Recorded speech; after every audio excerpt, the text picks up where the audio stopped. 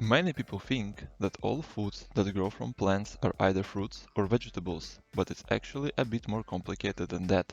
Fruits and vegetables are different parts of plants, and they have different jobs. A fruit is a part of the plant that contains seeds. It's usually sweet and fleshy, and is designed to be eaten by animals, which helps to spread the seeds around. Examples of fruits include apples, oranges, and bananas. A vegetable, on the other hand, is any other part of the plant that is edible.